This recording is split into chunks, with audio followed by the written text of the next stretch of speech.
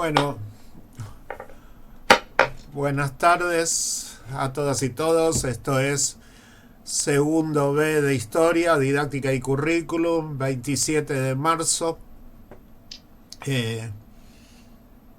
Y bueno, para los que van a salir en YouTube, bienvenidos al Rincón de la Fama.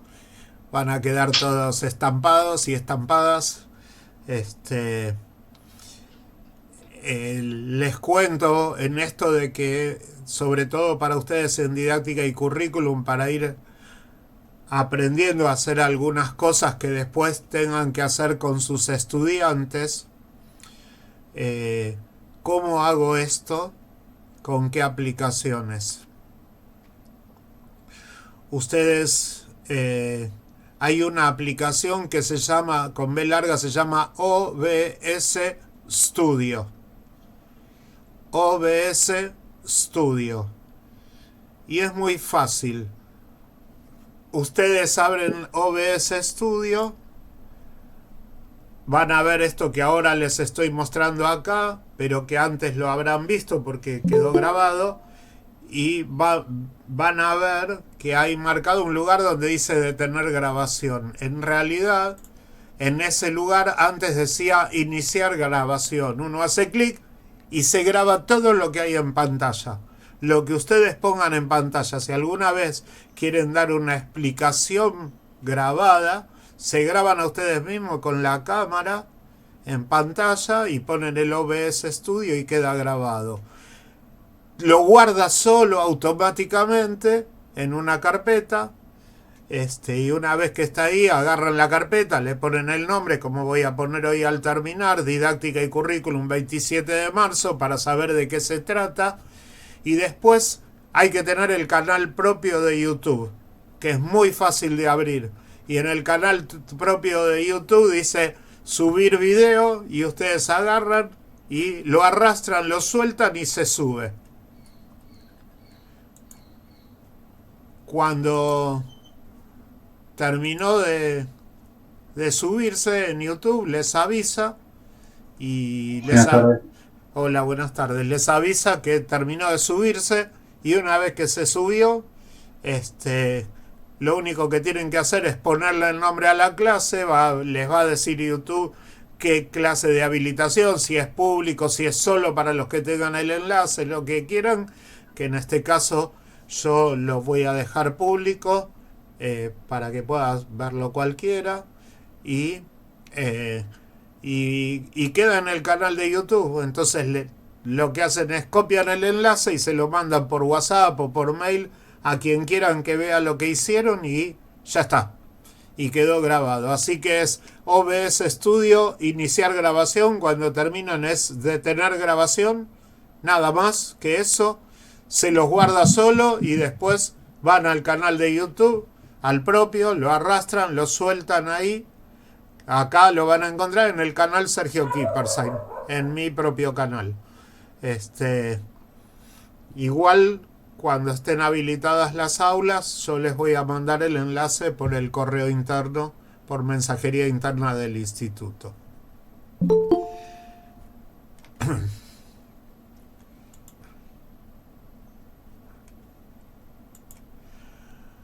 Quisiera saber, hoy es día más de hablar yo, pero quisiera saber si ustedes tuvieron alguna práctica, alguna indicación de cómo se hacen textos informativos y textos argumentativos.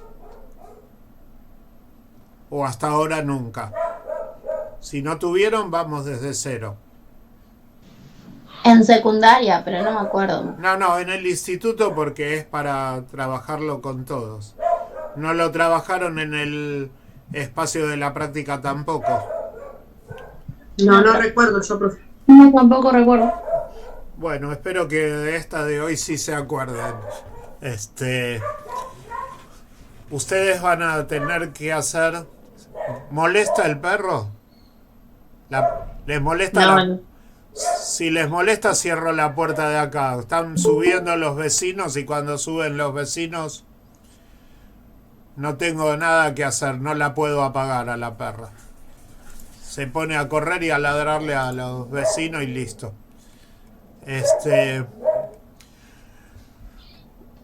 Como les dije la semana pasada, ustedes van a tener que presentar un proyecto, ¿sí? Ese proyecto va a tener una fundamentación. Y como cualquier fundamentación tiene partes diferentes, partes que son informativas y partes que son argumentativas. Vamos a empezar con la informativa. Esta clase de hoy es instrumental, con la idea de que ustedes tengan elementos que les sirvan para cursar esta materia y para que les sirvan para cursar a las demás y para que vayan conociendo algunas aplicaciones que, además de utilizarlas acá, les sirvan para dar clase también, ¿sí? Cuando hablamos de un texto informativo, hablamos de un texto que, como lo dice, informa o explica, informativo explicativo. No tiene posicionamiento propio. Un texto informativo explicativo habla de lo que dice otra persona, de lo que dice otro autor. Estamos hablando de un texto académico. En un texto académico, informativo, explicativo, no hay explicaciones, no hay opiniones e ideas propias. No hay posicionamientos. Los posicionamientos, las ideas propias, las explicaciones, esos van en un texto argumentativo, en un texto en el que argumentamos por qué tenemos tal o cual posición. En una fundamentación tenemos dos posicionamientos, dos tipos de textos. Una parte es texto informativo y otra es argumentativo. Por ejemplo, como dice el diseño curricular, 2 puntos y transcribimos una parte textual del diseño curricular. Eso es informativo. Pero si argumentáramos, diríamos, desde nuestra posición acordamos con esto porque, y damos razones de por qué, y esas razones argumentan. Ahí está el argumento. Informo tal cosa, argumento diciendo con qué coincidí. Cuando ustedes hagan la fundamentación del proyecto que presenten a fin de año, tiene que tener sí o sí 2 partes. Tiene que tener partes en las cuales ustedes van a anclar, en las que se van a afirmar que es como dice tal autor, como dice el diseño curricular, como dice tal otra persona, tal autor, etcétera, etcétera. Pero después van a tener que argumentar por qué acuerdan o no acuerdan con esto. Cuando lean el proyecto de esta materia, van a encontrar y van a distinguir claramente qué cosas este profesor informa diciendo salen de tal lugar, los dice tal o cual persona, tal o cual autor, y van a encontrar otras que son posicionamiento propio. Y se nota por el tipo de redacción de unos u otros y va mostrando a dónde se apunta. Hoy empezamos con texto informativo.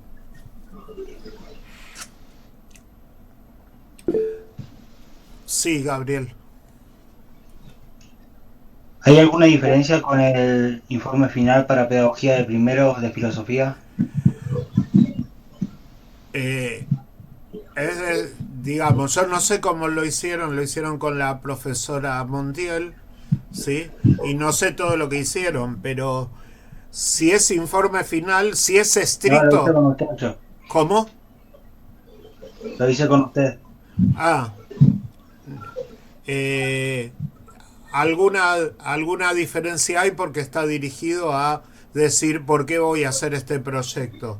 Vamos a hacer otras cosas, pero la estructura es parecida. La estructura sigue siendo. Después vamos a ver qué tiene que contener un argumento, digo, una fundamentación de un proyecto. Por ahora, como entonces vos, Gabriel, lo viste conmigo, pero los demás no. Por ahora quiero dar una estructura básica. Y empezamos por informativo nada más.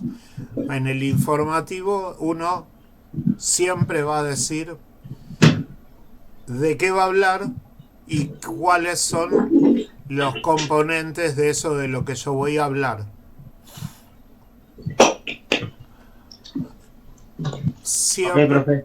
siempre. Al final de la clase le quiero comentar algo, ¿sabes? Bueno, déjame llegar. Si, Bueno, si llegamos, si no, vamos continuando. Pero al final no hay problema. Yo les recuerdo a todos que se está grabando esto. Si hay algo que no quieran que se grabe y quieren hablar conmigo sin que se grabe, cuando terminamos la clase dejo de grabar y después nos quedamos hablando, ¿sí? Por las dudas que sean cosas más personales. Así que siempre cuando uno habla de un texto informativo, por ejemplo un parcial, en un parcial le dan una consigna, explique tal cosa, ¿sí? De tal autor. Entonces uno dice, para explicar las ideas de Simón Rodríguez hay que hablar de y nombra tres cosas: la educación para el trabajo, la educación para la libertad y la educación a todos por igual. Ejemplo, ¿no? Son tres cosas que digo. Entonces uno en un texto informativo primero presenta y después dice, por lo tanto pasaremos a explicar estos tres conceptos. Punto aparte, voy al primer párrafo y en el primer párrafo explico por educación para la libertad. Simón Rodríguez decía que había que dejar de ser colonia porque, y explico lo que decía Simón Rodríguez. Me refiero a Simón Rodríguez, no a mi opinión, a lo que decía Simón Rodríguez. Termino de decir educación para la libertad, punto aparte, y voy al siguiente concepto. Y cuando voy al siguiente concepto digo educación para el trabajo. Simón Rodríguez decía que todos tenían que aprender a trabajar, en especial las mujeres, para no depender de nadie y ganarse su propio sustento.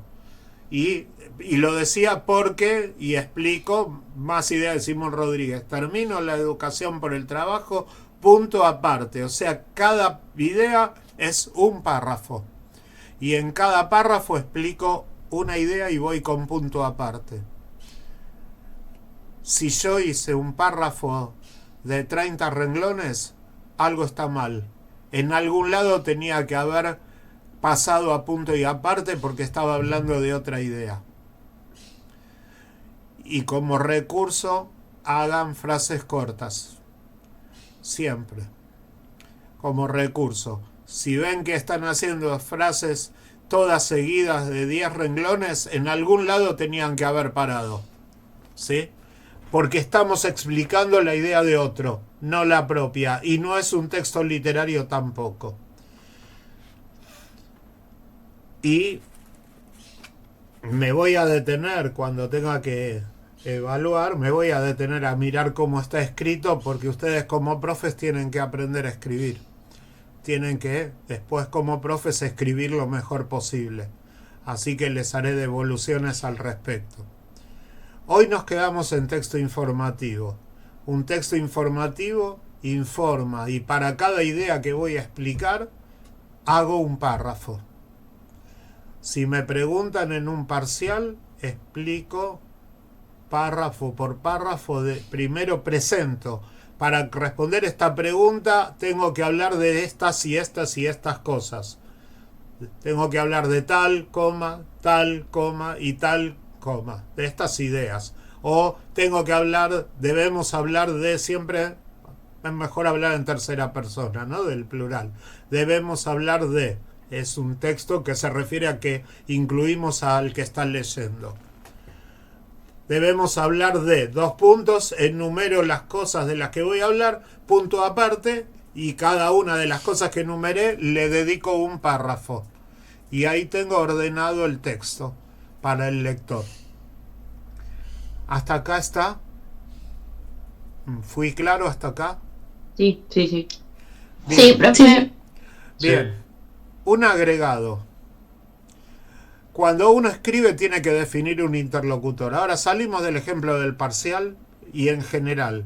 Para cualquier escritura que hagamos, uno define un interlocutor, un destinatario, alguien a quien le destino el texto. ¿A quién se imaginan ustedes que destinan un texto académico? Cualquiera de los que escribamos acá durante el año, incluida la fundamentación. ¿A quién creen que se lo dirigimos? Y a un estudiante, Podría ser. ¿A quién más? a un profesor, A un profesor. Podría ser. A un compañero. A un compañero. ¿Algo más? ¿A quién más le podemos dirigir un texto académico? Directivos. A directivos. Si nosotros le mandamos un texto académico a los directivos, se quedan sin profesor porque vienen y me matan. Pero el ejemplo está bien. Ellos me vienen y me matan y dicen, no quiero leer nada porque tengo un quilombo para organizar la institución con esto, con lo otro. Pero podría ser. Bien, ¿a quién más? podría ser una revista científica. Ahí vamos ampliando. Lo mandamos a una revista científica, el público se agrandó. Es muchísimo más que quede dentro del aula, ¿sí? O dentro del instituto. Bien. Y entonces, ¿quiénes? Vamos a suponer todos que vamos a escribir para una revista científica. ¿Quién es el destinatario? ¿Quién es el público? El lío, ¿eh? ¿Quién les parece que es el público?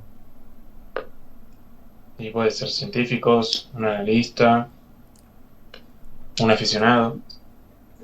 O profesionales, profe. Profesional, aficionado, científico. ¿Qué más? O sea, que si escribimos suponiendo, vamos a hacer un juego de roles. Esta es una de las estrategias que vamos a usar en el año para que ustedes después la puedan usar con sus estudiantes. Si hacemos un juego de roles, ustedes han sido contratadas y contratados para escribir en una revista científica. Y por lo tanto, no conocemos al destinatario, no sabemos quién nos va a leer. Y si no sabemos quién nos va a leer, no podemos dar nada por supuesto. No es que nada por sobreentendido. Lo mismo en un parcial que en un trabajo práctico, que en una fundamentación. Porque cuando nosotros escribimos un texto académico, no lo escribimos para que lo lea una sola persona. Entonces ustedes tienen que ponerse, simulación y juego, se llama esta estrategia, tienen que ponerse en el rol de haber sido contratadas y contratados y escriben para alguien que no conocen. Nada por sobreentendido, ni nada en tono de carta al docente. ¿Preguntan algo? Escribo. Por hablar de tal cosa tenemos que hablar de... Y estoy escribiendo para la revista científica, no para aprobar el parcial, no para aprobar el proyecto. Ese es el lugar en el cual hay que posicionarse para escribir, porque ese es el lugar que va a hacer que yo me exija para dejar en claro lo que quiero decir. Así que es una posición que hay que adoptar. No hay manera de indicárselos y revisarlo. Pero si ustedes presentan un trabajo y en el trabajo dice, como dijo el profesor en la clase número tal, les voy a decir, no, esto no es académico. ¿Está? Ahora, si dicen, como dijo, voy a decirle un texto que les voy a dar después, pero como dijo Weston en teoría de la argumentación, 2 puntos, se argumenta de la siguiente manera, 2 puntos, y dice... y entonces ponen la definición de Weston sobre argumentación, ahí estamos refiriéndonos con la misma idea que queremos decir, pero estamos refiriéndonos a alguien que ha desarrollado y con el cual yo puedo fundamentarme y sostener lo que voy a decir. ¿Sí? Dale, Alejandro. Profe, usted dice que, por ejemplo, con el ejemplo que usted daba sobre la teoría de Weston, lo de la argumentación, se debe poner textualmente lo que dice, se puede parafrasear, se puede poner con las palabras de uno. Depende. Cuando estás argumentando, si estás informando, y acá está la diferencia, si estás informando, texto informativo, o pones textualmente o parafraseas, porque decís lo que dice Weston. ¿Sí? Si estás argumentando, si estás dando razones de tu posicionamiento, ahí pones tu idea de la argumentación. Porque Weston dice esto, informativo, pero Alejandro López, desde estas páginas, no Alejandro López, vamos a decirlo en plural, Weston informa y dice que el texto argumentativo implica dar razones del posicionamiento. Pero desde estas líneas consideramos además que, y en el además que pusiste tu posición. Primero informaste, te fundamentaste, pero en el además que pasaste en el mismo párrafo de informativo a argumentativo. ¿Sí? Nada más que hoy hablamos de informativo nada más. Para no mezclar y para que vayan practicando. Hasta aquí está. Entonces tenemos que el texto informativo, explicativo o expositivo, como su nombre lo indica, informa o explica o expone algo que es de otra persona. Y la posición desde la que escribimos es la de no conocer al interlocutor. Escribimos en tercera persona del plural. Pensamos esto, creemos esto, decimos esto. Porque no solo damos la noción de equipo, sino que damos la noción de que aquel o aquella que me lee está incluido en mi discurso. ¿Sí? Entonces adoptamos la posición de me contrataron para una revista científica. ¿Estamos hasta acá? Eso hay que practicarlo y trabajarlo. En tercero y en cuarto van a tener que presentar investigaciones, pero yo les di una tarea que vamos a ver cómo la desarrollamos, que es que vamos a ir juntando recursos para la enseñanza de las materias que se enseñan en el instituto y a organizar un repositorio y a presentarlo. Así que vamos a tener que hacer una presentación en las jornadas de investigación que van a hacer ustedes. Yo los voy a mandar al frente, no voy a presentarlo yo, ya les aviso, así que después veremos quién, pero vamos a trabajar previamente en clase la presentación para que sea expositiva y argumentativa. Entonces vamos a partir de la teoría de Vygotsky respecto a qué es la categoría de mediación para después decir qué elementos y cómo lo organizamos y por qué. A partir de explicar primero qué dice Vygotsky. Porque además, cuando ustedes hagan el proyecto, vamos a tener el repositorio y van a tener recursos para la enseñanza del proyecto que ustedes hagan. Pero lo van a presentar partiendo de la categoría de mediación también. Así que vamos a estar preparando una presentación para la jornada de investigación segundo B de historia y al mismo tiempo la van a estar preparando para su propio proyecto para finalizar el año. Hasta acá estamos con textos. ¿Sí? Si hay dudas en algún momento las van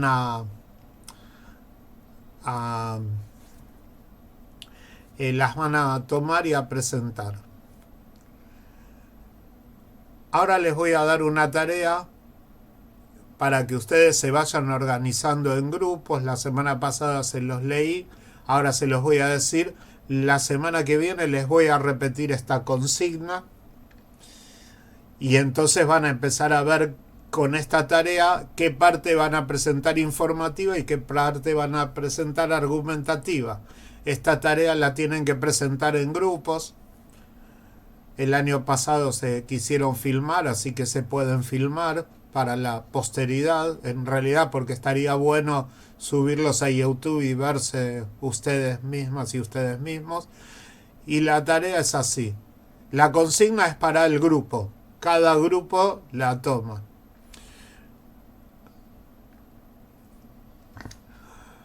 Ustedes saben cómo se organiza la Dirección General de Cultura y Educación, antes de darles la consigna. Nosotros no somos Ministerio de Educación de la provincia de Buenos Aires. En la provincia hay Dirección General de Cultura y Educación. Nuestras escuelas están en la Dirección General de Cultura y Educación. Esto obedece a un momento histórico. Cuando a Sarmiento lo designaron ministro, Sarmiento dijo que él no quería dejar de ser director, que él era un director de escuela y que así quería ser.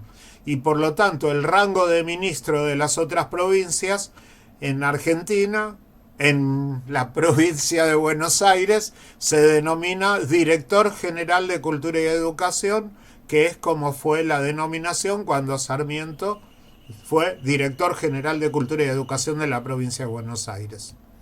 Así que nosotros estamos dentro de, no del ministerio, sino dentro de la Dirección General de Cultura y Educación. En cada uno de sus grupos, una o uno de ustedes ha sido designado Director General de Cultura y Educación de la provincia de Buenos Aires. Uno de ustedes. Los demás han sido designados asesoras y asesores del Director General de Cultura y Educación. Deberán presentar en un discurso de no más de 7 minutos entre todos, deberán presentar sus propuestas acerca de la enseñanza de la historia en la escuela secundaria en la provincia de Buenos Aires. ¿Sus propuestas de qué, profe? Sus propuestas para la enseñanza de la historia en la provincia de Buenos Aires. Como vamos a hablar algo todavía de diseño curricular y les dije que empiecen a leer el diseño curricular para la educación secundaria en la provincia de Buenos Aires, ahí ya tienen para ir sacando elementos informativos, ¿sí? ¿Qué cosa dice el currículum para después ver en qué otras cosas se basan para las propuestas que hacen? Tienen que hacer un discurso y el discurso es una parte de cada uno, una parte de cada uno de los asesores y una parte del o la director /A general de Cultura y Educación de la provincia de Buenos Aires. Esa es la primera tarea. ¿Alguna pregunta respecto a esta consigna? Porque después tienen que empezar a resolverla. Esta es la consigna de cambio de roles, ¿no, profe? Sí. Como dice Lucía, esta consigna es una consigna de cambio de roles, de juego de roles. Ustedes van a hacer un juego de roles. Esta estrategia didáctica se llama simulación y juego. Van anotando porque las estrategias didácticas que utilizamos en clase tendrán que decidir cuáles y cuándo utilizan en su proyecto y tienen que estar adentro del portafolio de fin de año que presentan junto con el proyecto. Así que primero empezamos con un juego de roles. Discutirán ustedes quién es ministra o ministro y quiénes son asesores de qué, ¿sí? Ustedes definen de qué y quiénes hablan de qué cosas. Con lo cual practican dos cosas. Va a ser hablado, pero tráiganlo escrito. Porque ustedes van a practicar escribirlo, practicando texto informativo y texto argumentativo. Y además de traerlo escrito, van a practicar hablarlo. y hablarlo implica practicar cómo se habla en un final, cómo se habla en un parcial oral, cómo se organiza el discurso y también cómo se organiza el discurso para dar clase. Por ahora con un juego. Asumen roles y juegan ese rol. Si quieren se vienen de saco y corbata, si no, no es obligatorio. Pueden venir como vienen vestidas y vestidos siempre, no hay problema, pero juegan un rol. ¿Está hasta acá la consigna? Después les voy a decir, la semana que viene negociamos para cuándo lo presentan. Eso lo negociamos cara a cara, porque tenemos que revisar el calendario. Los grupos iniciales no tienen límite de integrantes. Ustedes sabrán, porque me pregunta, esperen que leo el nombre, Marina, me pregunta de cuántos grupos, de cuántos son los integrantes. No les voy a poner la cantidad.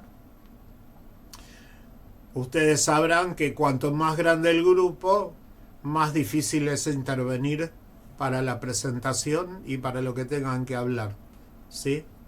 Es un discurso de política educativa el que tienen que hacer ustedes, donde tiene que haber fundamentos político-pedagógicos y donde tiene que haber posicionamiento. Así que dirán aquello que para ustedes sería lo más importante para organizar la enseñanza de la historia en la provincia de Buenos Aires. ¿Estamos? ¿Sí? ¿Preguntas más sobre la consigna? Profe, Sí. esto tiene que estar basado, digamos, tiene que estar sacado del diseño curricular. El diseño curricular es un apoyo, lo sacan de todos los lugares que quieran.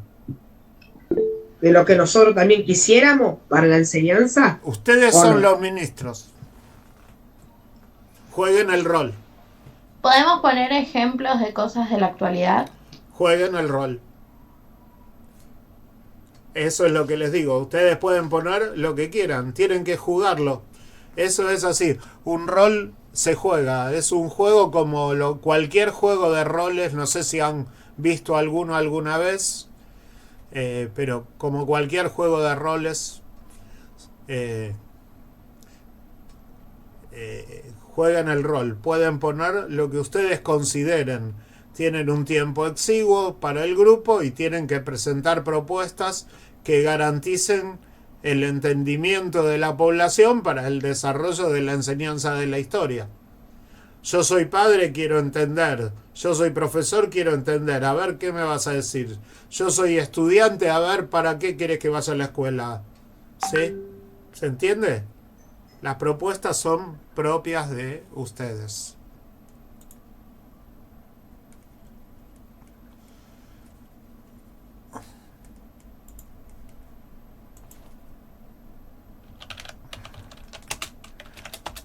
Esperen que quiero contestar un mensaje de que estoy en clase.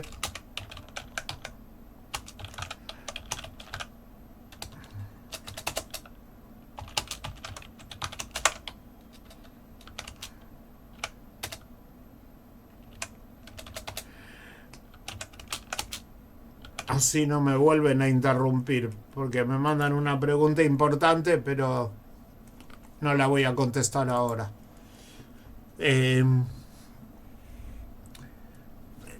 Pueden poner lo que ustedes quieran. No hay límites, ni hay una estructura, ni hay una organización. No se las estoy dando yo.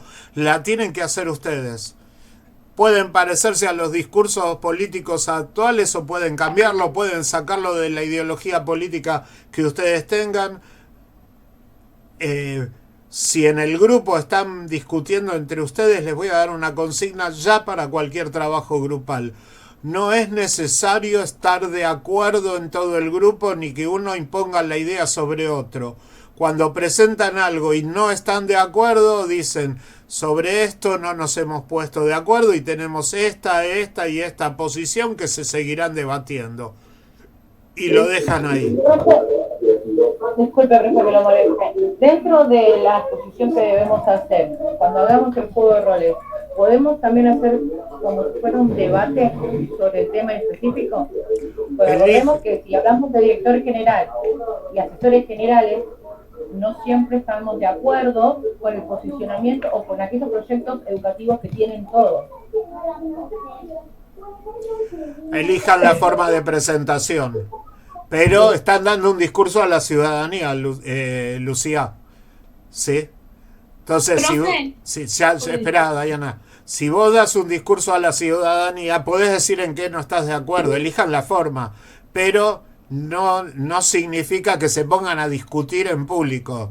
No es una reunión de gabinete. Eso sería otra cosa. ¿Sí? Diana. Hola, profe, disculpe. Una pregunta. No con pidan el disculpas. tema de entrega. Digo, no pidan disculpas. Estamos en clase, lo que viene, no me molestan. Dicen disculpe que lo molesten. No me molestan, es clase, es laburo. Así que no hace falta que pidan disculpas, no hay problema. Dale. La entrega del trabajo puede ser, por ejemplo, un video explicando la propuesta y después. No, van a hablar en clase. Ah, en clase. Esta vez ya les va a tocar hacer video. Ya les va a tocar también. Pero van a pasar al frente y hablar en clase. Para que se den una idea, sus compañeras y compañeros del año pasado me pidieron subir el atril.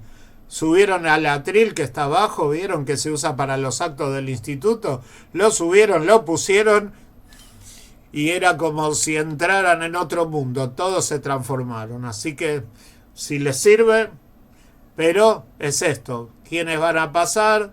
Porque, digo, frente a la pregunta de Lucía pueden pasar todos los asesores y después, si vos sos la directora general de la escuela, decir frente a estas diferencias hemos decidido tal cosa, ¿sí? Pero presentar el debate y las diferencias y las discusiones, o decir estas cosas no las hemos resuelto todavía, las vamos a derivar a las escuelas para que se sigan debatiendo, o seguiremos debatiendo entre asesores, o consultaremos a otras provincias o veremos con el Consejo General mañana no, la semana que viene vamos a ver algunas estructuras de cómo se toman las decisiones. Por eso yo les diferencié entre texto informativo y argumentativo, para ver sobre qué cosas van a sacar informaciones en las cuales se va a asentar su posicionamiento y cuáles van a ser los argumentos de ustedes en su posicionamiento. ¿Sabes? Eso discútanlo y resuélvanlo. No hay una indicación específica. Si quieren poner ejemplos, pueden poner ejemplos. Si quieren seguir tal o cual orientación. Digo, para idea de ustedes, el año pasado no hubo un solo discurso igual a otro. Ni uno. Ninguno se pareció al otro porque todos imprimieron el sello característico grupal. La única condición es que todos tienen que hablar algo y dar alguna parte de la presentación. Cómo lo juegan y cómo lo imaginan, ahí va el desafío. ¿Listo por acá? ¿Por ahora? Sí, profe, gracias. Cami. No, dije que sí solo. Pensé que le preguntado todo. No, porque escuché solo profe, entonces pensé que llamabas para algo. Tocayo Ramírez, la semana que viene negociamos la fecha de presentación. Ustedes ya saben que tienen que ir buscando elementos para ir armándolo. Eso ya lo tienen anticipado. La semana que viene, con la clase de la semana que viene, hablamos de cuándo lo presentan. Y también vamos a ver quiénes lo tienen más avanzado para ir primeras y primeros y quiénes todavía necesitan una semana más. Más de 2.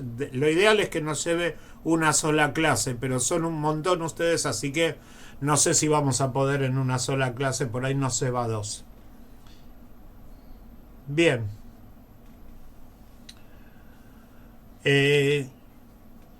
Acá hay 2-3 temas que vamos a ver después, pero les quiero decir algo. Cuando esté por terminarse el horario, yo, porque esto tiene 1 hora gratis nada más, voy a entrar de nuevo, o sea, voy a abrir otro Meet y les voy a poner el enlace en el chat, de manera que ustedes ven, la llamada finaliza en 15 minutos, nos quedan 15 minutos, cuando falten 5 yo pongo el enlace nuevo y ahí cerramos y entramos al enlace nuevo. Así que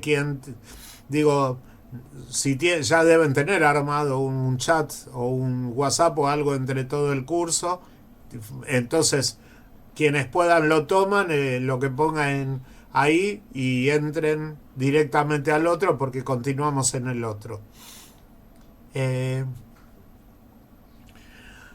2-3 cosas vamos a ver ahora que van a tener que aprender a hacer y desarrollar durante el año y que van a ser parte de las presentaciones de los trabajos del año y que van a ir organizando de manera que en el año las hagan, porque en cuanto las vean van a comprender por qué son necesarias, pero que además las tienen que poder utilizar, por lo menos 2 de ellas, si no las 3, para dar clase a ustedes y enseñar a sus alumnos, así que son otros recursos.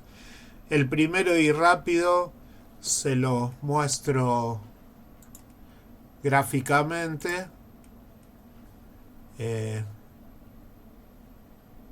Acá está.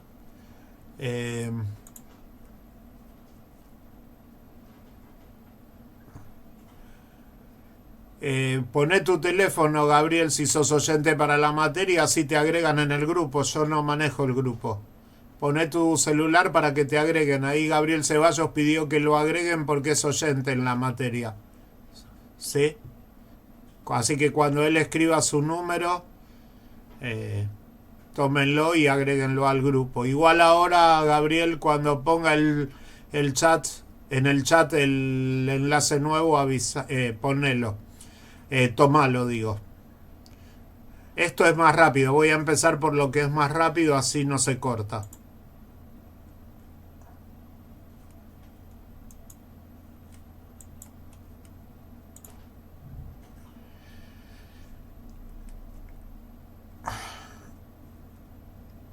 Bueno, si ustedes se fijan, lo que les acabo de presentar es una pequeña estructura gráfica de una línea histórica, en realidad de 3 líneas históricas paralelas, como un esquema. Esto es un esquema, pero es un esquema de cosas que ustedes van a tener que ir haciendo durante el año, pero que un profe de historia debe saber hacer y presentar a los demás.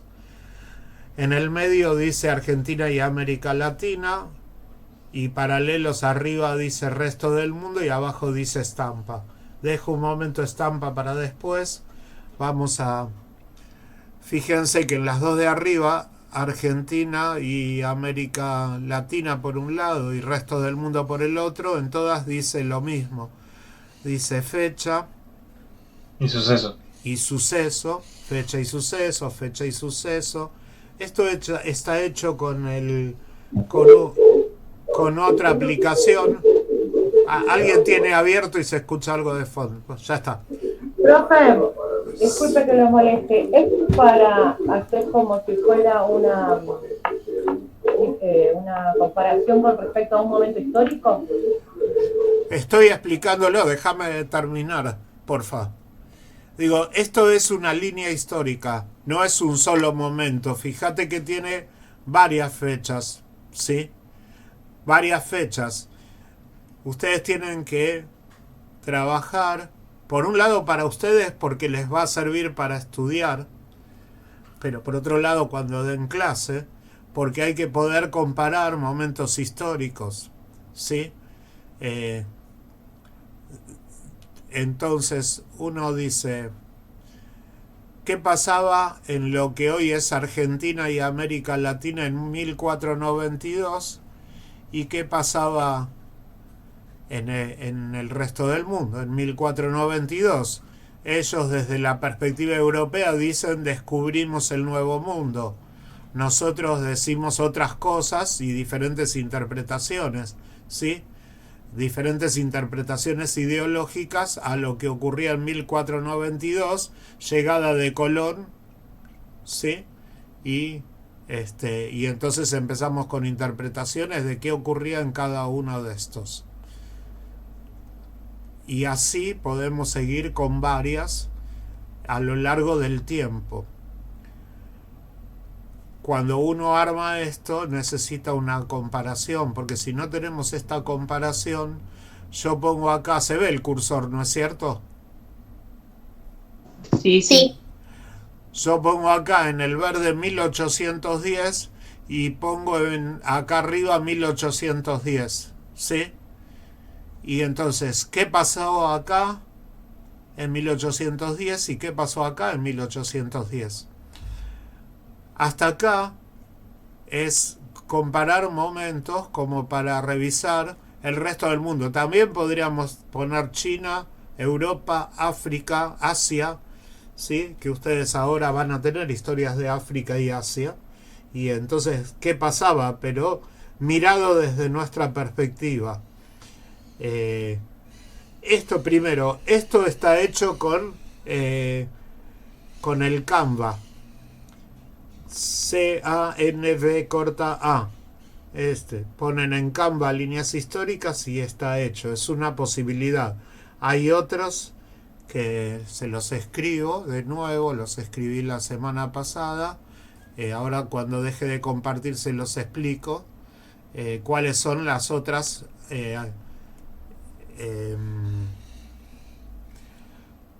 las otras aplicaciones que pueden utilizar para línea histórica. Pero cuando lo hagan con sus estudiantes, poner una línea histórica para ir viendo lo que pasa en diferentes lugares al mismo tiempo es básico para poder ir comparando los sucesos y para poder ir comparando los procesos históricos. Ahora, la tercera línea dice estampa. Y la tercera línea, cuando dice estampa, nos vamos a referir a eso siempre dentro del proyecto como una estrategia didáctica más.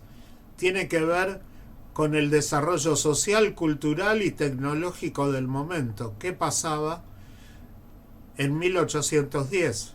¿Cómo se vivía acá? ¿Cómo eran las comunicaciones? ¿Había luz o no había luz? Había... No. Claro, voy a hacer preguntas y ahora las comparamos, pero digo, ¿había cloacas o no? ¿Qué nivel sanitario había? ¿Cómo se vestían? ¿Cómo eran las casas? ¿Cuál era la ropa? ¿Cómo lavaban la ropa y cómo conseguían agua para cocinar y para tomar? ¿Sí? Ya se vio bien el gráfico. Igual les recuerdo que se está grabando, así que lo pueden después ver en YouTube. ¿Lo puedo dejar de compartir? Sí, profe.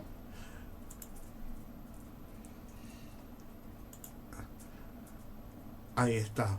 Ahora, ¿quién me había preguntado? Porque no podía ver la pantalla, estaba mirando la otra. ¿Quién me había preguntado si esto era para enseñar línea histórica o un proceso histórico? Alguien preguntó, que le dije déjame terminar. Ah, Lucía. Bueno, sí, es eso. La idea es esa, pero la idea es que ustedes puedan construir eso cada vez que vayamos trabajando con algo y que sea parte del proyecto. Construir líneas históricas cuando ustedes den clase implica estas comparaciones. Entonces digo, en 1810, ¿qué condiciones sanitarias había acá? ¿Había cloacas?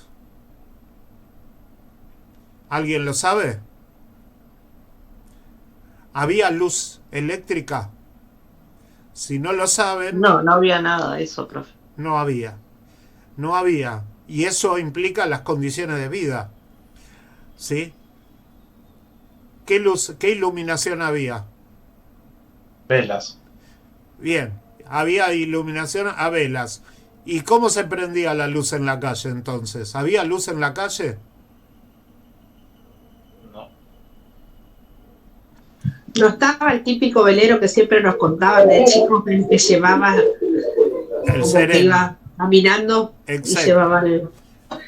Exacto, y ese era el que vendía velas, pero estaba el sereno, que pasaban, que nos hicieron ver 20.000 veces en muchos de los actos escolares, sin sentido casi, a veces, pero pasaba diciendo, las 10, andado y sereno.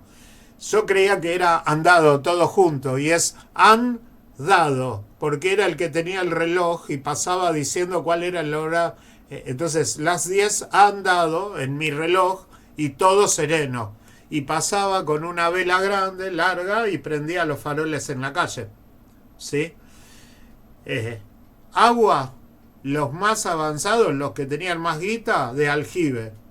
Hoy la tenemos de pozo en muchos lugares y es lo menos avanzado porque hay que conseguir napas profundas porque están las napas contaminadas, pero en ese momento no estaban contaminadas. Había agua de pozo, de aljibe, y había pozo para el baño. No había un baño interior, sino que se salía a las letrinas, ¿sí? Condiciones sanitarias. Sí, el baño. Y los aljibes estaban, puede ser, profe, en el medio del patio de la casa, que eran las habitaciones al costado así, el aljibe estaban las que tenían más dinero, ¿no? Los que tenían más dinero, porque había que sacar un pozo profundo y el aljibe era un círculo muy profundo y entraba el balde hasta abajo y sacaba y subía agua con el balde, con una polea. Y lavar había que lavar en el río. Había que ir a lavar ropa al río, no se lavaba de otra manera. ¿Quién lavaba la ropa? Y los sirvientes, la gente que tenían. ¿Y los baños, profe? Los baños eran letrinas, un cuartito aparte con un agujero en el piso y ahí iba todo, ¿sí? No había papel higiénico, te limpiabas con trapos, te limpiabas con agua, te ibas a lavar, ¿sí? Había el que tenía una bañadera. Los sirvientes eran esclavos, chicos, eran esclavos. Nosotros tuvimos esclavos hasta 1813. La ley, y para eso nos sirve la línea histórica con la cultural. En 1813, Asamblea del año 13 declara ley de libertad de vientres. ¿Qué quiere decir eso? Que iban a ser libres los que iban a nacer, no las madres ni los padres. Ley de libertad de vientres es libres los que están ahora dentro del embarazo. Cuando nazcan van a ser libres. Los demás seguían siendo esclavos, ¿sí? Salvo los que entraron al ejército, y entonces entraban al ejército, básicamente el ejército de Belgrano, y Belgrano los declaraba libres porque estaban peleando por la patria, y San Martín hizo lo mismo porque estaban peleando por la patria. Si no, teníamos esclavos todavía, que venían de África, ¿no es cierto? Venían de África, los traían encadenados hasta acá, y acá los vendían. Hace 200 años. Hace 200 años.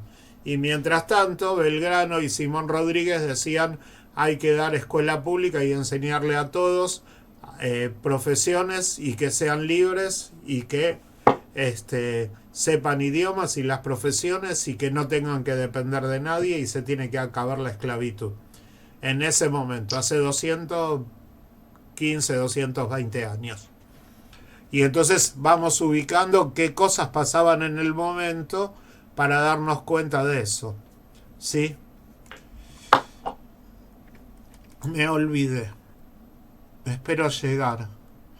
Alguien me pone...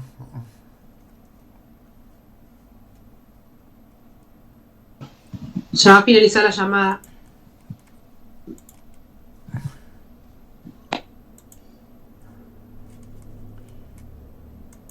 Ay, Dios.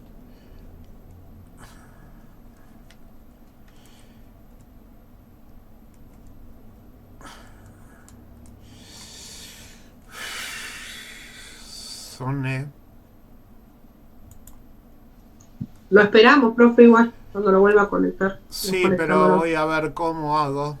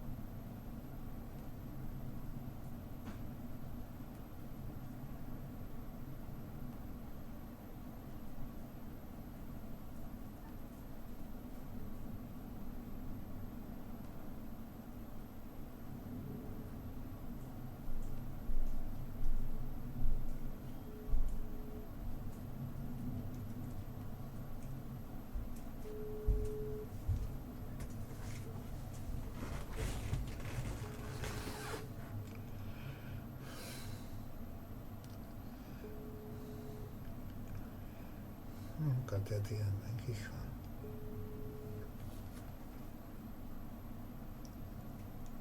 Qué hijo de puta.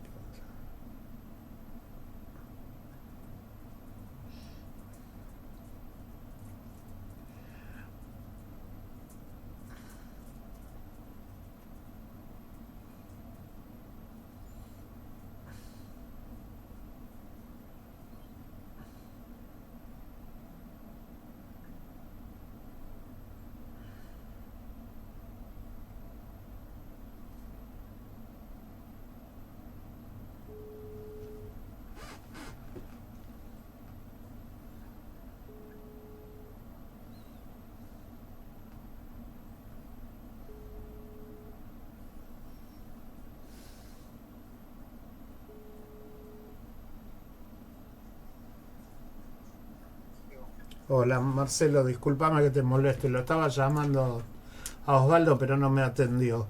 ¿Hay manera de que le pases un enlace nuevo al segundo B de historia? Porque me olvidé de poner el enlace nuevo y se me cortó la llamada para terminar la clase. No sé, por ahí. ¿Eh? Sí.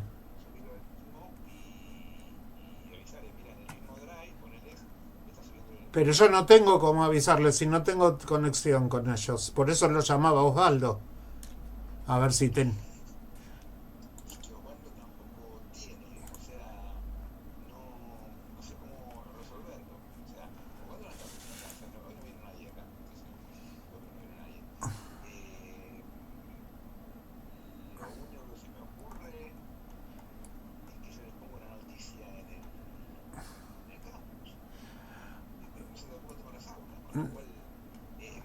No, porque si tenía las aulas lo ponía yo. No, está bien, lo pongo a ver si se comunican y listo. Lo voy a poner en el nuevo. No, yo no los tomo nunca y no tengo los números todavía no me mandaron mails tampoco. Bueno, ahora veo cómo lo resuelto. Está. Gracias.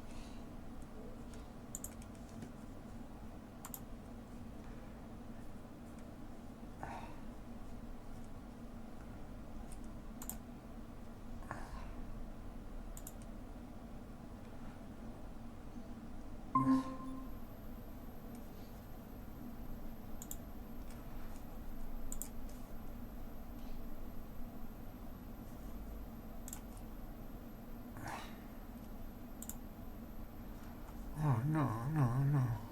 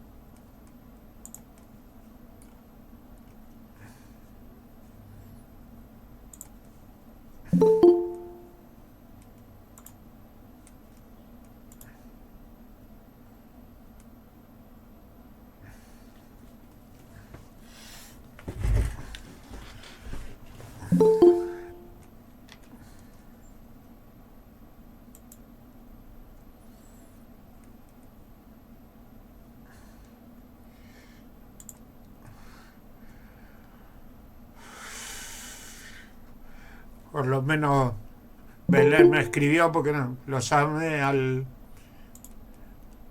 regente, lo llamé al preceptor.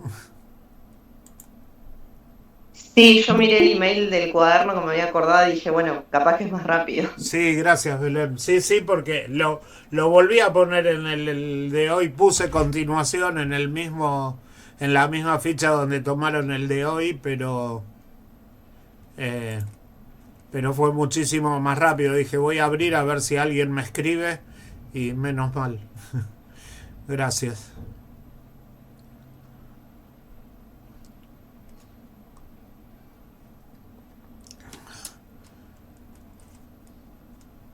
Mientras se agrega alguien más, ¿tienen alguna pregunta de lo que dijimos hasta ahora?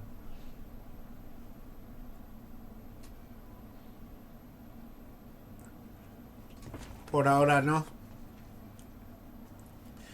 Es cansador, ¿no, Lucía? Estar frente a la pantalla. Estabas así, yo tengo que estar hasta las 10 hoy. Así que...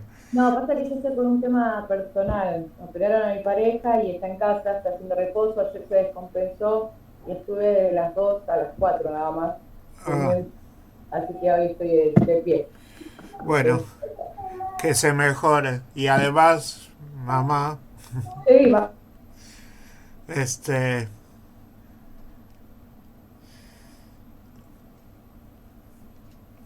Bueno.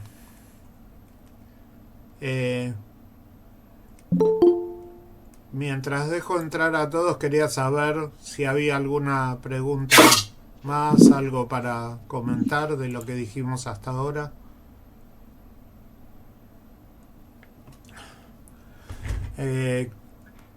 Quedó grabado además todo lo que hice en el medio para tratar de comunicarme con ustedes. Llamé al preceptor, no me atendía, hablé con el regente que también me decía, ¿cómo me comunico? No tengo las aulas, claro, no tenemos las aulas. La verdad que salió todo bastante bien, hasta esta comunicación. Menos mal que Belén me mandó el mensaje y pudimos conectarnos un rato más. Así que va a quedar grabado todo lo que pasó en el intervalo. Bien, dos cuestiones más que vamos a trabajar ahora y por hoy terminamos.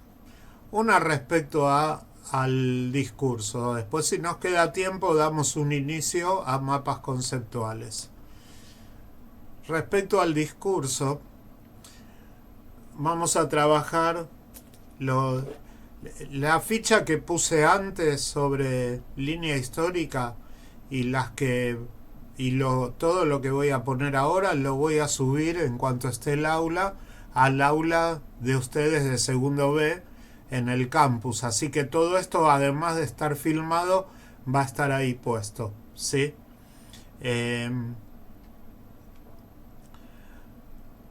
En cuanto al discurso, vamos a trabajar sobre un concepto que es el de falacia. ¿Qué son las falacias del lenguaje, las falacias del discurso? Para que en lo posible no las cometan ustedes, por lo menos cuando dan el discurso, pero además porque es importante que aprendamos a descubrirlas cuando escuchamos discursos que están dirigidos hacia nosotros o cuando leemos discursos escritos, sea de un texto académico o sea de un texto social, político, cultural. Así que voy a pasar una ficha de 3 páginas, se las voy a ir explicando, pero la ficha es un resumen en unos cuadros, es un resumen de un libro que se llama Introducción a la Lógica y el autor se los estoy escribiendo acá.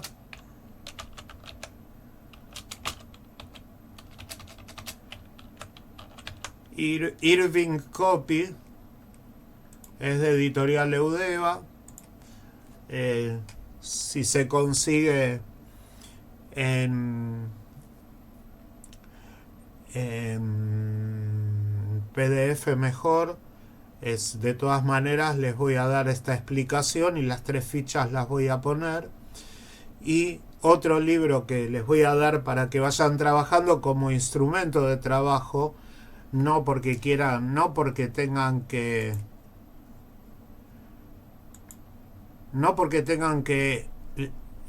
saber estos textos como material de estudio, sino como material de uso. Tienen que aprender a usarlos, ¿sí? El otro es Teoría de la Argumentación.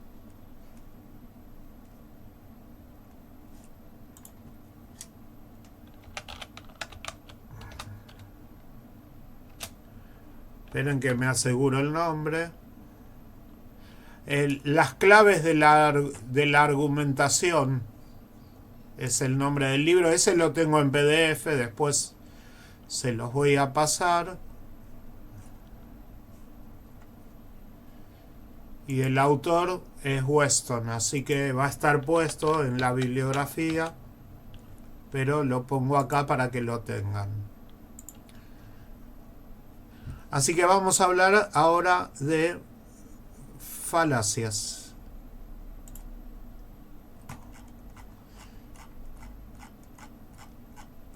Ya les comparto la introducción.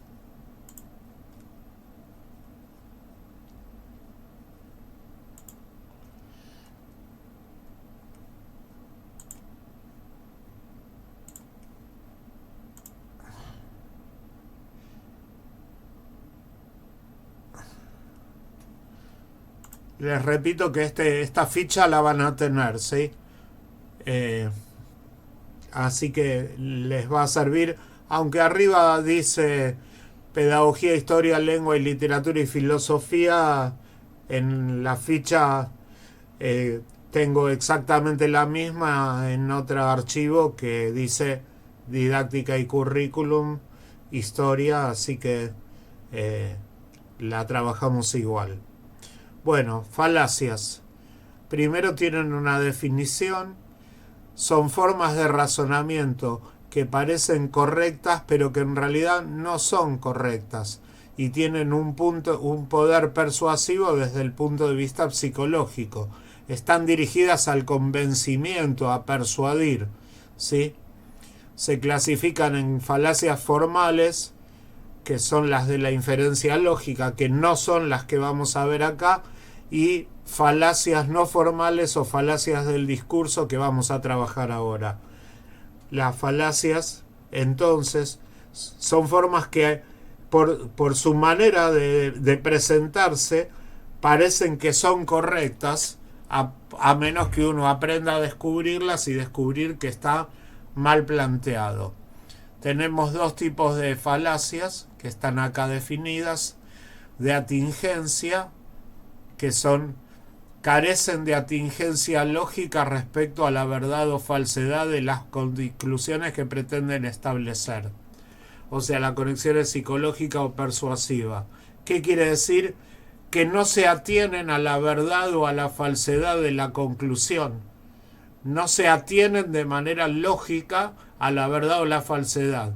Están centradas en usos del lenguaje para establecer conexión psicológica. Las falacias de ambigüedad, aquí al lado, o falacias de claridad, son razonamientos que tienen una formulación de palabras o frases ambiguas. Tiene significados que en el curso del razonamiento se van modificando y por eso lo hacen falaz. O sea, falacia no es una mentira, sino es una forma del razonamiento que tiende a convencer, pero que no se atiene a la verdad o a la falsedad, sino al poder persuasivo que tengan. Acá están los nombres, después doy las definiciones y algunos ejemplos. Así que las de atingencia, falacia inatingente, apelación a la fuerza, falacia circunstancial o argumento ad hominem, argumento contra el hombre, argumento por la ignorancia, argumento ofensivo, llamado a la piedad, argumento ad populum, apelación a la autoridad, causa falsa, o sea, conexión causal errónea y pregunta compleja. Y las de ambigüedad o de claridad, equívoco, anfibología, énfasis, composición y división. Entonces tenemos conclusión inatingente. El razonamiento utilizado para una conclusión se usa para una conclusión distinta. Doy las definiciones primero y después vamos a los ejemplos. El razonamiento que se usa para una conclusión se utiliza para otra conclusión distinta. La apelación a la fuerza es la amenaza del uso de la fuerza para convencer de la verdad. A veces es más sutil, a veces menos. La circunstancial no busca la verdad o falsedad, sino que busca convencer por la circunstancia en que alguien puede hallarse. El argumento por la ignorancia tiene esta forma: es verdad porque no se demostró su falsedad, o es falso porque no se demostró su verdad. Argumento ofensivo dirigido contra la persona y no contra la verdad del argumento. El llamado a la piedad es que se pide piedad en lugar de demostrar la verdad. El argumento ad populum o apelación al pueblo, digamos, puede incluir a todas las demás. Es un llamado emocional para conseguir asentimientos sobre algo que no tiene un razonamiento válido y está buscando despertar pasiones y entusiasmo. La apelación a la autoridad es la de buscar el asentimiento, porque lo dicen personas famosas, sobre todo cuando hablan fuera de su ámbito. La causa falsa es que toma como causa algo que no es la causa real, sino que es un hecho o una causa coincide o lo antecede, y entonces se toma eso como causa, ¿no? Así que esperen que me piden entrar.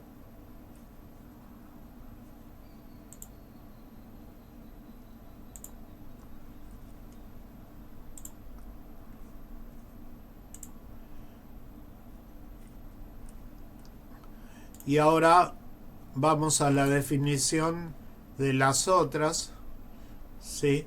Las falacias de ambigüedad, las definiciones. El equívoco es usar diferentes significados de una palabra o frase en el mismo contexto de razonamiento.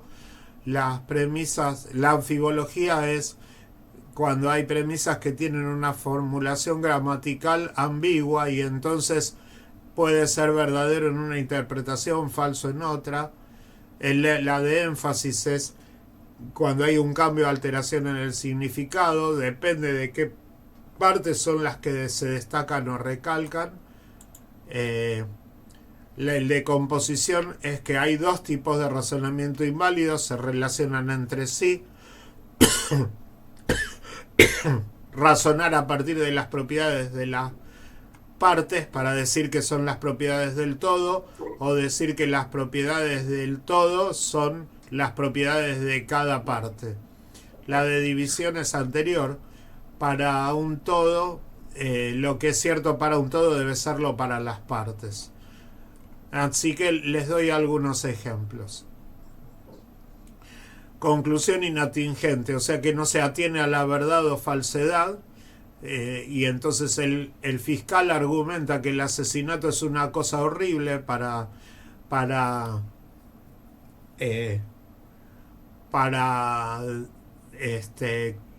culpabilizar a la persona en lugar de probar la culpabilidad del acusado, ¿sí? Robar es una cosa terrible y por lo tanto usted es culpable de haber robado, ¿sí?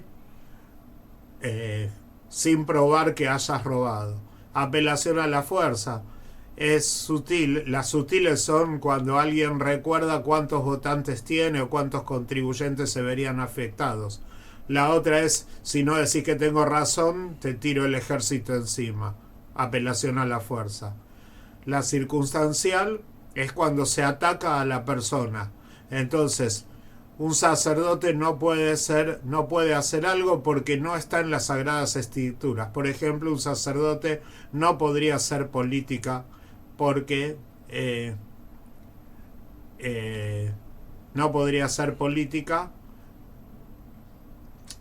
porque es sacerdote, porque no está en las Sagradas Escrituras. Son todas conclusiones inatingentes.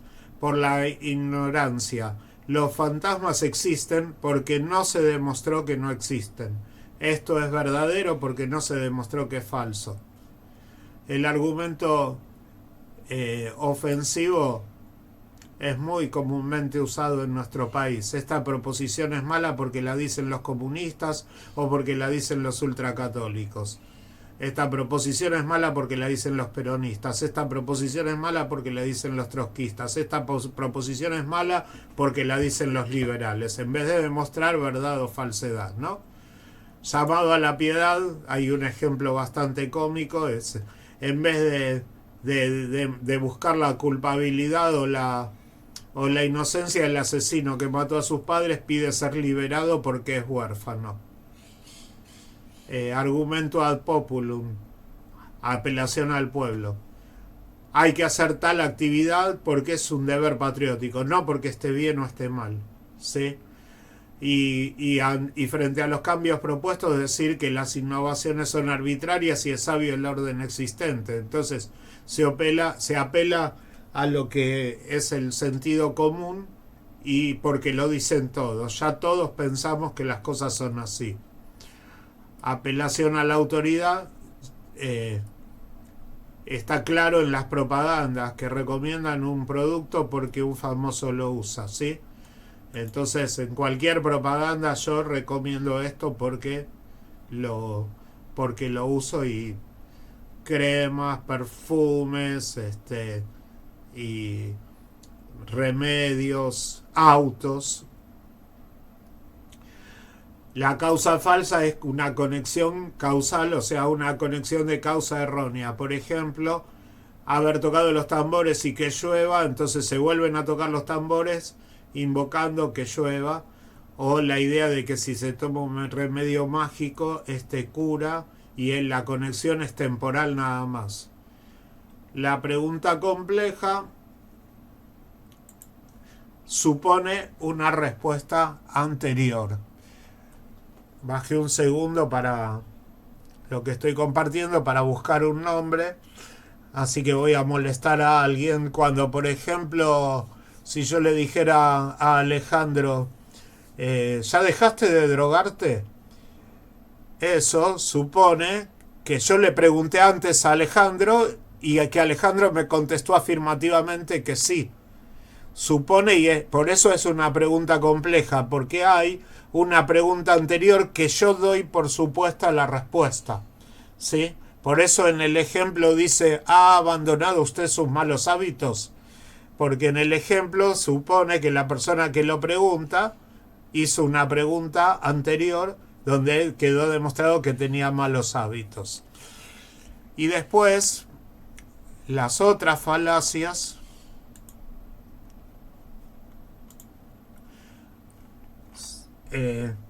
son las falacias de ambigüedad. Entonces, en la de equívoco es utilizar una palabra con diferentes significados según el desarrollo del discurso. Fíjense que ahí tiene un silogismo, dice, el fin de una cosa es su perfección, la muerte es el fin de la muerte, la muerte es el fin de la vida, por eso la muerte es la perfección de la vida. Y se acaba de utilizar el fin como objetivo y el fin como terminación, ¿no? Aprovechando la ambigüedad del lenguaje. En la anfibología teníamos la definición aquí arriba que decía, son premisas cuya formulación es ambigua por la estructura gramatical. Lo podemos interpretar como verdadero o falso. Entonces da un ejemplo acá por la estructura gramatical. Un granjero se saltó la tapa de los sesos después de despedirse afectuosamente de su familia con un revólver. Lo lógico para la estructura gramatical sería un granjero se saltó la tapa de los sesos con un revólver después de despedirse afectuosamente de su familia. Y ahí tendríamos, pero la estructura gramatical nos hace pensar que se saltó después de despedirse de su familia con un revólver. La estructura nos podría confundir, ¿sí? La de énfasis tiene que ver con dónde se hace el énfasis en la frase. Fíjense, no debemos hablar mal de los amigos. O con la coma, no, debemos hablar mal de los amigos. O este tipo de énfasis, de afirmación. Uno de los miembros del barco que escribe, al escribir hoy el capitán estaba sobrio, afirma esto, y al afirmar esto del día de hoy afirma que los demás días está borracho. Falacia de composición, la que dice que las partes, que las características de las partes son las características del todo. El pavo real tiene plumas de colores, por lo tanto todos los pájaros tienen plumas de colores. O si las partes son livianas, el todo también es liviano. O si juega bien todo el equipo lo hace. La de división es la contraria. Si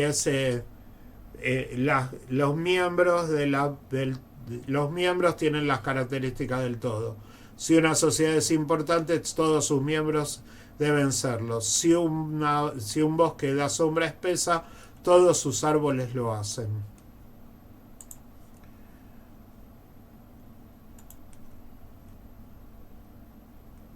Bien, son falacias del lenguaje con formas, formulaciones que están destinadas a convencer y no se atienen a la verdad o falsedad de lo que están afirmando, sino a las formas para la persuasión.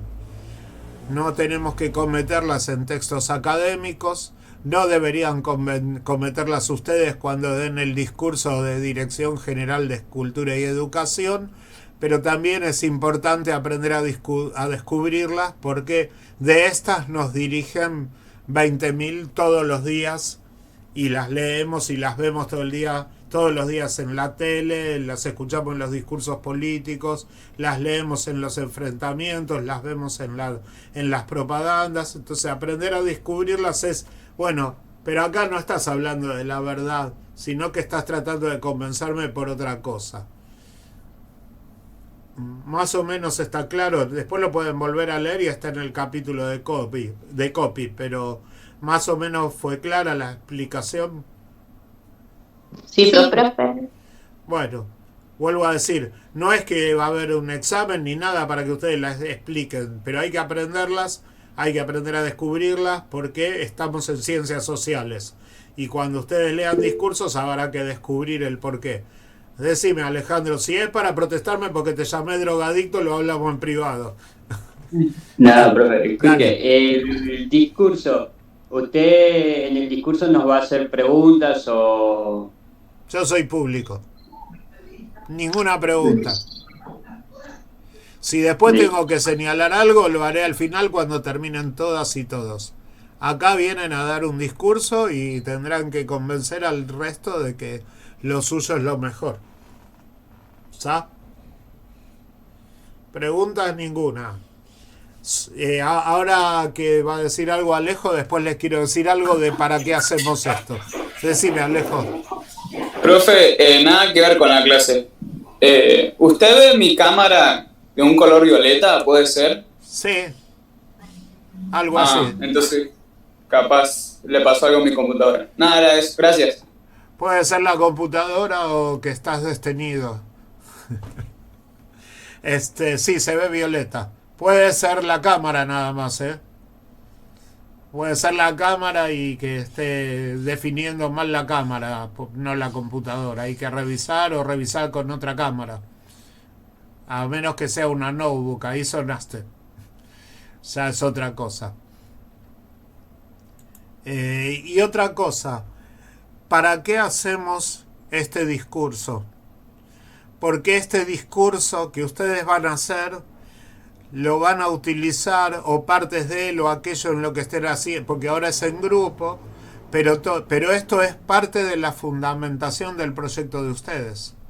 Porque al discutir y decir y presentar cómo se tiene que enseñar la historia, van a estar fundamentando su posicionamiento acerca de la enseñanza de la historia. Así que es una estrategia didáctica, una estrategia de enseñanza, y como todas las estrategias es para aprender algo.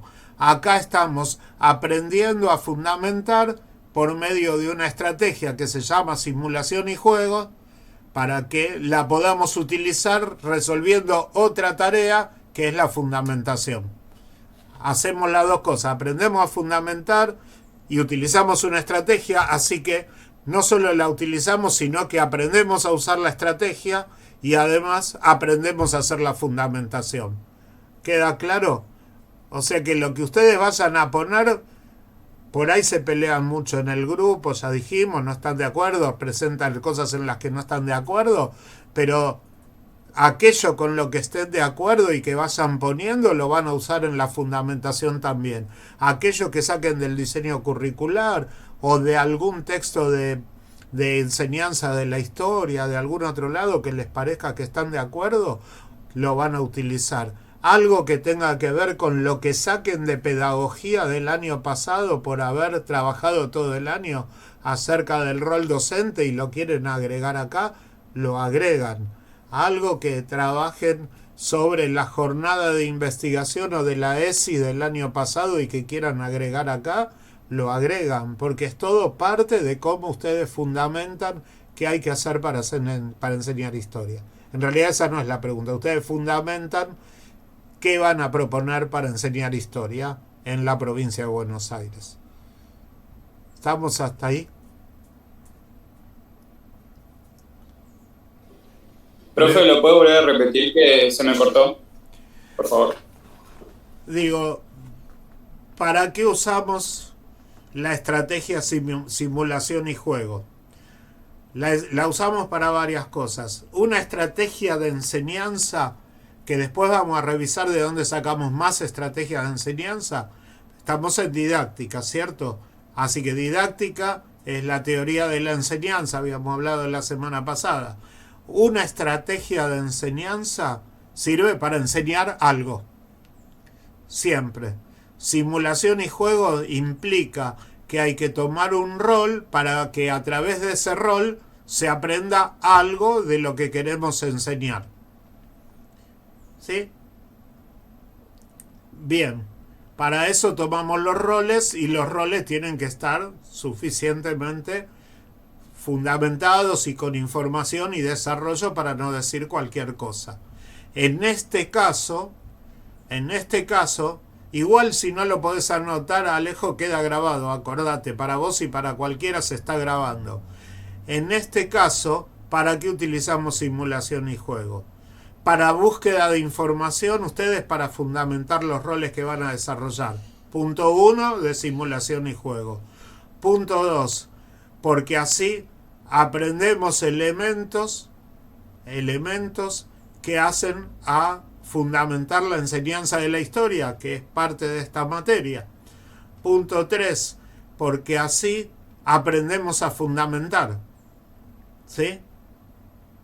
Punto 4, porque aprendemos a hablar organizando el discurso, que es parte de algunas de las condiciones del trabajo docente. O sea que fíjense una estrategia de enseñanza para cuántas cosas nos está sirviendo. Cuando ustedes presenten el proyecto tendrán que elegir estrategias de enseñanza y tendrán que ver cuáles son y para qué van a servir. ¿Sí? Acá estamos hoy con un ejemplo. Bien. Y las falacias del lenguaje nos sirven para estudiar, para descubrir, para desarrollar y para entender y para descubrir y que no nos lo hagan a nosotros. Lucía. Profe, con respecto a lo que acaba de decir usted con respecto a porque vamos a proponer el proyecto, ¿no? Yo el año pasado había hecho en ESI un trabajo con respecto a la diversidad cultural, pero abordé varios factores. Abordé identidad nacional, identidad de género y demás. Recién usted dijo que podíamos incluir varias materias que vimos el año pasado. No es de una sola, ustedes, de donde ustedes tienen información que hace al posicionamiento de ustedes, lo incluyen. Digo, porque así se construyen las ideas y los discursos cuando hacemos argumentación. Primero informo, dice la ley de ESI tal cosa y hay tales teorías que dicen tal cosa. Por lo tanto, nosotros proponemos que en la enseñanza de la historia tenga perspectiva de género porque ¿Sí?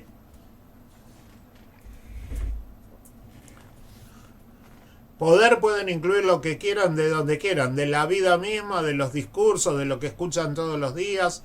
Por eso dije de su posicionamiento ideológico. Algunos de ustedes pueden a lo mejor militar en un partido político y traerán cosas de sus ideas, otros de otras ideas, y otros las construirán ahora. Lo cierto es que hay que aprender a argumentar, a posicionar y argumentar por dos cosas. Una es porque cuando tengan que presentar proyectos tienen que fundamentarlos. ¿Sí? La otra, se las dije la semana pasada, para que nadie los coma dentro de la escuela cuando estén trabajando. Que nadie venga a decirles no sirve lo que vos hacés, vos sos pichona, vos sos pichón.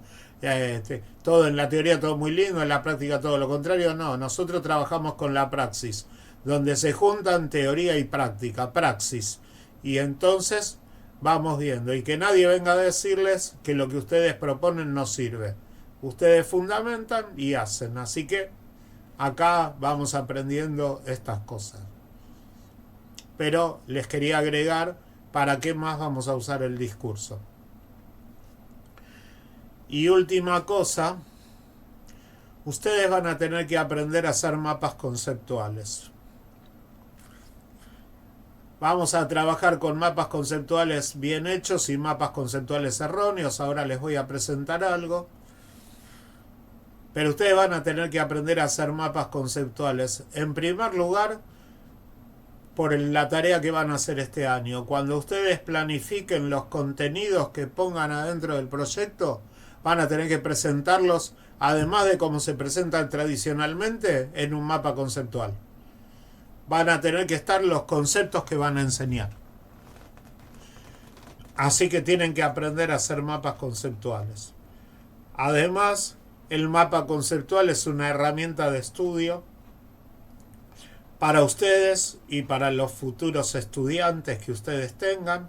Tendrán que aprender a usar el mapa conceptual para estudiar. Además, el mapa conceptual siempre es una presentación gráfica de cualquier texto, sirve para ordenarse. Además, frente a las lecturas que tengan que hacer para el primer cuatrimestre, para el primer parcial, ya cuando vean el cronograma van a ver la fecha, van a poder venir con los mapas conceptuales como guía, así que van a tener guías de estudio para tener el mapa ahí para escribirlo. Además, cuando uno va a dar clase, tener el mapa conceptual al lado como guía es organizador del trabajo que uno hace, así que les va a servir a ustedes para dar clases. Muchos elementos con los cuales y muchas formas. Además, van a poder tomar examen con mapas conceptuales y decirle a sus estudiantes, bueno, hagan un mapa conceptual de la Revolución de Mayo. O sea que tienen múltiples usos. Ahora les voy a hacer una pequeña presentación de qué es un mapa conceptual y después vamos a volver a trabajar sobre lo que está mal de los mapas conceptuales. Haremos varias prácticas, varias veces.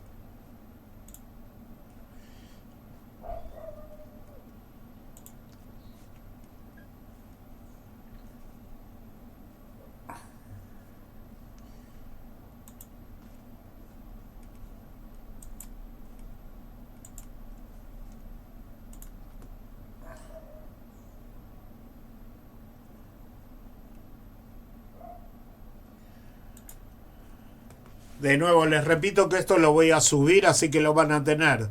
Yo no voy a hacer una lectura de todo, voy a hacer una lectura de lo que es central acá. Fíjense cómo se lee un mapa conceptual. Los mapas conceptuales representan un conocimiento organizado que dice está compuesto de conceptos y está compuesto de proposiciones. Los conceptos se conectan utilizando palabras de enlace que se usan para formar proposiciones.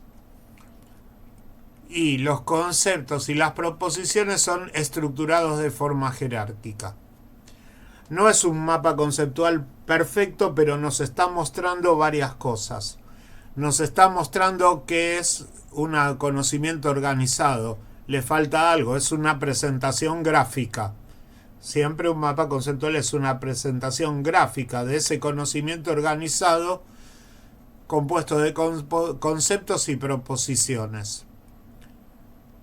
Se conectan utilizando palabras de enlace, o sea que las que están acá compuesto de, conectan utilizando, se usan para formar, ¿sí?, proposiciones, y las proposiciones y los conceptos son estructurados de forma jerárquica.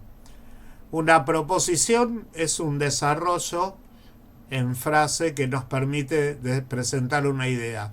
Los mapas conceptuales representan conocimiento organizado que está compuesto de proposiciones organizadas en forma jerárquica. Los mapas conceptuales representan conocimiento organizado que está compuesto de conceptos estructurados en forma jerárquica. Leí dos formas y en las dos formas, continuando, tengo una proposición. Hay muchas otras cosas para leer ahí que no vamos a desarrollar ahora, pero que tenía que ver con esto de cómo empezamos a ver cómo se construye un mapa conceptual. Por hoy se los presento, después lo volvemos a ver.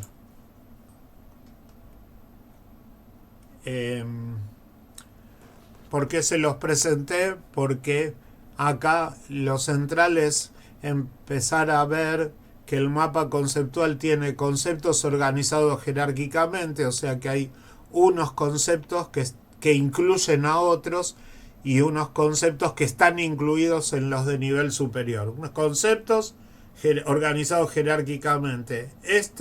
Incluye a los demás y los demás son parte de Si son iguales, están en el mismo nivel. Como recién vimos, conceptos y proposiciones. Yo pongo las manos como si estuviera frente al curso y no me las ven. Digo, como si estuviera conceptos y proposiciones estaban en el mismo nivel. Porque son del mismo nivel jerárquico e incluyen a todos los demás. Y podemos leerlos de manera que tenemos una idea de conjunto. Si el mapa conceptual está bien hecho, cosa que vamos a practicar, muestra toda la idea de conjunto, muestra qué conceptos incluyen a cuáles y muestra las palabras enlace que me permiten no solo enlazar valga la redundancia, enlazar los conceptos, sino que me permite leerlo de corrido y ahí tengo la proposición. Eso es lo complejo de lograr. Vamos a ir trabajándolo para que vayan saliendo lo mejor posible. Hoy son presentaciones de instrumentos de trabajo. Vamos a continuar sí o sí con mapas conceptuales y con línea histórica porque tienen que ser parte de las presentaciones que ustedes hagan durante el año. Sí o sí. ¿Preguntas? ¿Propuestas? ¿Ideas? ¿Cosas que quieran hablar? ¿Que quieran decir?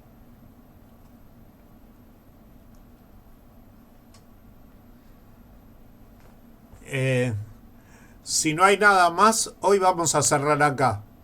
Por suerte pudieron volver a entrar y yo me apuré como para que no pase lo mismo y no quede sin terminar las presentaciones de hoy.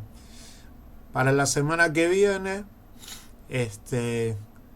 traigan por favor leídos fundamentos del diseño curricular. Averigüen, a ver si lo podemos hacer entre todos. Averigüen cómo se hace el diseño curricular, quiénes lo hacen, cómo se hace, quién lo decide, ¿sí? ¿Quién decide el diseño curricular? Porque la respuesta más rápida es no, el ministro, el gobernador, el director general de escuelas. Y no es así. Entonces vean lo que pueden averiguar, a ver si lo revisamos. Y la semana que viene empezamos a revisar diseño curricular y partes del diseño. Si lo tienen, tráiganse o en el celular, o si alguno viene con compu, tráiganse el enlace para poder mirarlo en clase. Y junto con eso empiecen a pensar en los grupos cómo van a construir el discurso. ¿Está? Sí, profe. Bueno, no sé, alguien tenía que decirme algo antes de que termine la clase, pero no me acuerdo quién, que me dijo que iba a decirme algo. Así que yo dejo de grabar ahora y si alguien tiene que quedarse para decirme algo, espero hasta el final y si no, después cierro. Así que, como les dije antes... me preguntaron si tomé lista. El detalle es va a quedar grabado acá en la filmación. Yo estoy pasando los nombres de todos ustedes y entonces queda puesto acá en la misma filmación quiénes son los que están presentes. ¿Está? Después yo lo paso a la lista desde el video. Así que cuando vean acá, miren y van a ver, cuando vean el video van a ver quiénes están presentes.